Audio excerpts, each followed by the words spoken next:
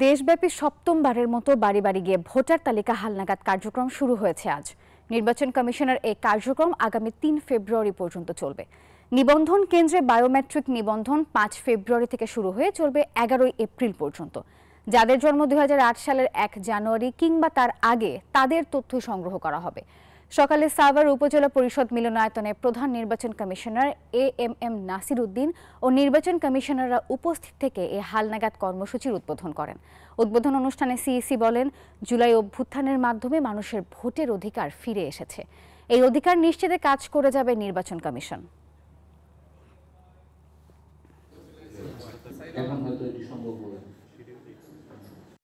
আপনারা অনুগ্রহ করে এই আমাদের যে হালনাগাদ কর্মসূচির সময় মানুষকে একটু উদ্বুদ্ধ করুন।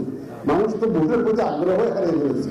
গতকালকে যাদেরকে আমি ভোটের ব্যবস্থা করে দিতে চাই, সুতরাং এটা আমাদের একার পক্ষে এটা সম্ভব না। গণনা করে আপনার পছন্দের প্রার্থী যেই হোক না কেন, যে বিজয়ী হোক আর জয়ী হোক, আপনি তার ভোটটা দেওয়া তাইলে আমি এই যে লং জার্নিতে পুরো জার্নিটাতে আমি আপনাদেরকে সাথে চাই। দর্শক, ভোটার তালিকা হালনাগাদ কার্যক্রম উদ্বোধন করেছেন প্রধান নির্বাচন কমিশনার। এই মুহূর্তে সাভারে রয়েছেন আমাদের সহকর্মী সজল দাস, যুক্ত হচ্ছে তার সঙ্গে। সজল, আজ দিনভর কি কি কর্মসূচি রয়েছে জানাবেন?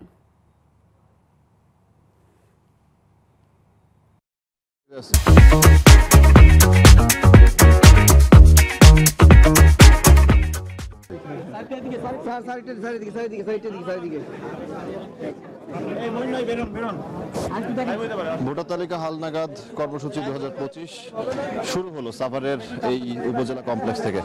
দেখতে পাচ্ছেন প্রধান নির্বাচন কমিশনার সহ প্রধান নির্বাচন কমিশনাররা ভোটার তালিকা হালনাগাদ কর্মসূচির যেটি শুরু হয়েছে সাভারের এখান থেকে, সেই কর্মসূচির সরেজমিন পর্যবেক্ষণ করছেন। কিছুক্ষণ আগেই উদ্বোধন ঘোষণা করা হয়েছে এই কর্মসূচি, যেটি ৬ মাসের একটি কর্মসূচি। ৬৫,০০০-এর কিছু বেশি কর্মী সারা দেশে বাড়ি বাড়ি গিয়ে এই ভোটার তালিকা হালনাগাদের কর্মসূচি করবেন।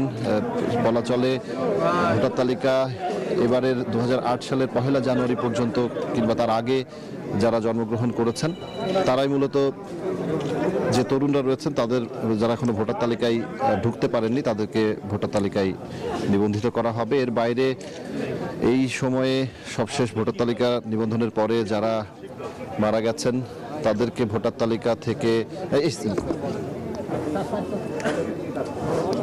ভোটার তালিকায় রাখা না রাখা এই বিষয়টি, যেহেতু মারা গেছেন কি করে না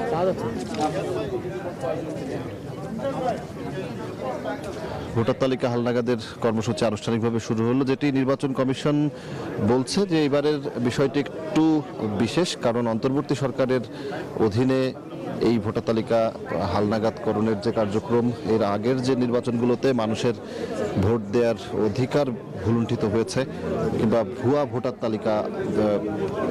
তালিকায় ভুয়া ভোটারের নাম এসছে, এই বিষয়গুলো বারবারই আলোচনায় এসেছে। সেই জায়গাটি আসলে এবারের নির্বাচন কমিশন আর সেই অভিযোগ কিংবা সেই দায় এই কমিশন নিতে চায় না। তারা নিশ্চিত করতে চাইছেন যে ভোটার তালিকা